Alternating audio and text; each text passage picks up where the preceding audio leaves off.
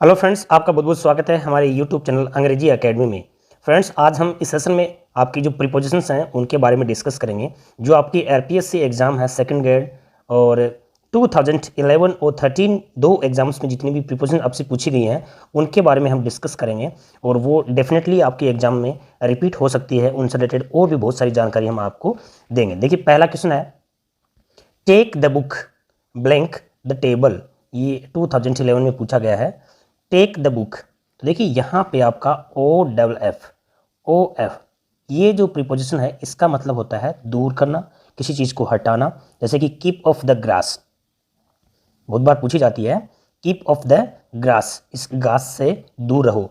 Keep of the electric, बिजली से दूर रहो। वैसे ही take the book off the table, यहाँ टेबल से बुक को अलग किया गया है। तो ये बहुत ही एक सिंपल सी है, तो इसमें आपका आंसर क्या हो जाएगा, OFF। नेक्स्ट आपका आता है, ही एस्पायर्स। ही एस्पायर्स, एस्पायर्स का मतलब क्या होता है, स्ट्रॉन्गेस्ट डिजायर। 2011 में पूछा गया है, सेकेंड ग्रेड की हम बात करें दोस्तों। ही एस्पायर्स, एस्पायर्स मीन्स क्या हो गया, स्ट्रॉन्गेस्ट डिजायर। जैसे कि मैं आपको एक सेंटेंस बोलता हूँ कि he aspires to be the next leader, यानी कि वो एक नेक्स्ट लीडर होने का एक उसको स्ट्रॉन्गेस्ट डिजायर है। एस्पायर के साथ में फिक्स प्रीपोजिशन है, इसलिए इसमें क्या आएगा, टू आ जाएगा। He aspires to that well paid situation. तो यहाँ एस्पायर्स का मतलब आपको पता होना चाहिए, क्या मतलब हुआ इसका, स्ट्रॉन्गेस्ट डिजायर होना, यानी कि बहुत ही तीव्र इच्छा होना। तो एक एग्जाम्पल मैं आपको वापस बताता हूँ, जो हमारी ऑक्सफोर्ड उसमें बुक्स से लिया गया है। ऑक्सफोर्ड आपकी जो डिक्शनरी है सॉरी, उससे लिया गया है, क्योंकि इसमें से ऐसा का ऐसा सेंटेंसेस जो है आरपीएससी उठाती है और एज इट इज़ आपसे पूछ लिया जाता है। तो यहाँ पे क्या आएगा, एस्पायर्स, यानी अभी मैंने सेंटेंस बोला है कि he aspires to be next leader. तो यहाँ एस्पायर का मतलब स्ट्रॉन्गेस्ट डिजायर और इसके साथ में आने वाली फिक्स प्रीपोजिशन है टू। ओके, चलिए नेक्स्ट देखिए, ए जज should deal blank equal justice to all. A जज should deal blank equal justice to all. ये क्वेश्चन आरपीएससी 2011 में पूछा गया और बहुत ही इंपॉर्टेंट क्वेश्चन है। देखिए, डील जो है उसके साथ में तीन प्रीपोजिशंस पूछी जाती हैं। एक तो डील के साथ में क्या आएगा, इन। एक तो क्या हो गया, डील इन। तो डील इन है, इसके साथ में इन का यूज कब करेंगे, जब to buy if you sell a particular product, को विशिष्ट जो प्रोडक्ट होता है उसको बेचना होता है या फिर उसको खरीदना होता है। जैसे मैं सेंटेंस बोलता हूं, आप अपना उस पर नोट डाउन कर लीजिए।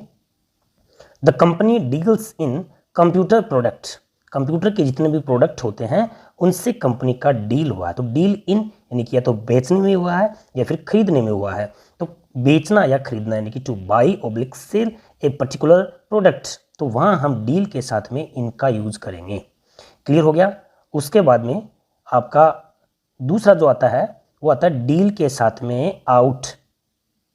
ठीक है, आउट कब आएगा, देखिए यहाँ पे डील के साथ में यहाँ आपका आंसर क्या आएगा, आउट आएगा। ए जज should deal out equal justice to all. Deal out का मतलब होता है to share something among a group of people, यानी कि ग्रुप ऑफ पीपल जो होते हैं उनके बीच में कुछ शेयर करना, कुछ बांटना। ओके, शेयर करना, तो वहां पे डील के साथ में क्या आ जाएगा भाई, आउट आ जाएगा। याद रख लोगे कि ए जज should deal out. Deal out हम कब करेंगे, जब कोई भी उसको शेयर करते हैं। यहाँ पे जज है, should deal equal to justice to all, यानी कि सबके बीच में जस्टिस को डील आउट किया गया। ओके, वहाँ पे सबके साथ में बंटवारा किया गया। तो ये वाला जो है इसमें डील के साथ में आउट आएगा। उसके बाद में एक और आता है, यानी कि डील के साथ में विद आता है। विद का मतलब क्या हो गया, हैंडल करना किसी चीज़ को। ठीक है, यानी कोई भी आपकी प्रॉब्लम है उसका सॉल्यूशन करना। तो वहाँ पे मैं सेंटेंस बोलता हूँ, देखिए, have you deal with these order. ये जो ऑर्डर्स हैं इनसे क्या आपने डील विद हो गया, यानी कि उसका हैंडल हो गया, उसका सॉल्यूशन हो गया। जो भी आपके खिलाफ जो ऑर्डर निकले हैं उनका आपने क्या कर लिया है, उनको हैंडल कर लिया है। तो तीन डील के साथ में है, बहुत इंपॉर्टेंट है। मैं आपको एक बार वापस बोल देता हूं कि ऐसे सेंटेंसेज जो हैं वो ऑक्सफोर्ड की जो डिक्शनरी है वहां से पिकअप किए हुए हैं और आरपीएससी जो है वो भी वहां से ही पिकअप करती है। स्पेशली जो फिक्स प्रीपोजिशंस है ना, उनकी बात कर रहा हूं मैं। तो डियर मैंने तीनों के तीनों आपको बहुत अच्छे से एक्सप्लेन किए हैं। डील के साथ में आपका इन आएगा जब हम कोई भी पर्टिकुलर प्रोडक्ट को सेल करते हैं, बाई करते हैं। डील के साथ में आउट कब होगा? जब कोई किसी भी चीज़ का डिस्ट्रीब्यूट करते हैं, यानी कि the profits were distributed dealt out among the investor. Profit को डील्ड आउट किया गया है इन्वेस्टर्स के, यानी कि बीच में उनको क्या किया गया? डील आउट का मतलब डिस्ट्रीब्यूट करना, याद रह जाएगा आपके। इस तरह से यहाँ पे डील आउट आएगा और उसके बाद में आता है डील विद। तो डील विद का मतलब क्या हो गया भाई? हैंडल। नेक्स्ट देखिए क्वेश्चन नंबर 4। क्वेश्चन नंबर 4 है, उसमें क्या? I shall do it blank pleasure. ये 2013 में पूछा गया है। तो यहाँ पे विद प्लेजर होता है, खुशी के साथ। ये तो एक फिक्स है, एक फ्रीज है, तो क्या जाएगा इसमें? With pleasure. ये ध्यान रखना, वैसे ही सीधा ही बनता है with pleasure. I did it with pleasure. तो यहाँ पे आपका साथ में क्या आ जाएगा? विद आ जाएगा इसमें, ऑप्शन बी। नेक्स्ट आता है आपका Y did you give the money. Y did you give the money. अब यहाँ पे देखिए ये ब्लैंक दे दिया, फ्रॉम, टू, बाई, ऑन। तो यहाँ पे टू का मतलब होता है किसी भी चीज़ को हम थमाते हैं, किसी भी दूसरे व्यक्ति को देते हैं, तो वहाँ पे टू का यूज़ करते हैं। देखिए why did you give the money to, यानी कि टू के बाद में कोई भी आपको ऑब्जेक्ट पूछ रहा है, उस ऑब्जेक्ट को हमने दिया है, किसी भी सेकंड पर्सन को हमने दिया है, तो सामने वाले को हमने थमाना, जिसको हम बोलते हैं ना, तो वहाँ पे आपका आंसर क्या आ जाएगा? इसमें टू आ जाएगा। ओके डियर, नेक्स्ट आपका क्या आता है? Tagore was awarded the Nobel prize literature 2013 में पूछा गया है। तो ये तो सिंपल सा, देखिए टैगोर को, और इसमें जैसे अपन बोलते हैं ना हिंदी में कि के लिए, फोर का मतलब क्या होता है भाई? के लिए, यानी कि उसको लिटरेचर के लिए, साहित्य का नोबेल पुरस्कार है वो अवार्डेड किया गया है। तो यहाँ पे आपका क्या आ जाएगा? 4 आ जाएगा इसमें। नेक्स्ट आपका आता है क्वेश्चन नंबर 7। क्वेश्चन नंबर 7 क्या कह रहा है कि students should be asked to write only blank ink. देखिए डियर, यहाँ पे ये भी बहुत इंपॉर्टेंट है। इंक, यहाँ अगर आपके पास में आ गया पेन, यहाँ पे आ गया आपका पेंसिल, ठीक है, ये सीधा जैसे आते हैं ना, तो वहाँ पे भी हम इनका यूज़ करते हैं। कई बार क्या होता है, हम लोग ये सोचते हैं कि पेन पेंसिल आ गया, अगर इनसे पहले कोई आर्टिकल आता है, he wrote a letter with a pen, तो फिर हम विद का यूज़ करेंगे। समझ आए मेरी बात? यहाँ पे पेन और पेंसिल है, इनके साथ में यहाँ पे कोई भी आर्टिकल आ गया तो हम विद का यूज़ करेंगे, क्योंकि इसमें क्या होता है, कोई भी इंस्ट्रूमेंट, कोई भी टूल्स जो होते हैं उनके लिए हम विद का यूज़ करते हैं। यहाँ पे इंक आया है या फिर पेन आए, पेंसिल आए, तो पेन या फिर पेंसिल का मतलब भी क्या होता है? इंक होता है। ठीक है, ये ध्यान रखना। तो इन पेन, इन पेंसिल, तो यानी कि पेन का मतलब वो इंक में लिखा गया है, ये दोनों यहाँ पे इनका ही यूज़ करेंगे। वैसे ही इंक शब्द आते ही यहाँ पे क्या आएगा? इन आ जाएगा। विद का यूज़ जब हम टूल्स का यूज़ करते हैं, with a pen, with a pencil, with a knife, he cut apples with a knife, इस तरह से।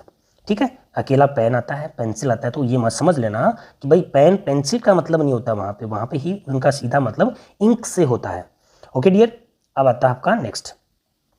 रवि इज मैरिड टू, यहाँ पे क्या आ गया भाई? टू आ गया। अब कई बार हमारे सामने क्वेश्चन ये आता है कि यहाँ पे अगर मेल होता है तो टू आता है, फीमेल होता है तो विद आता है, बट ऐसा कुछ भी नहीं है। याद रखना, यहाँ पे बी प्लस क्या आ गया? मैरिड आ गया। बी प्लस मैरिड आ गया तो आपको सीधा सीधा यहाँ पे टू का यूज़ करना है। समझ आए मेरी बात?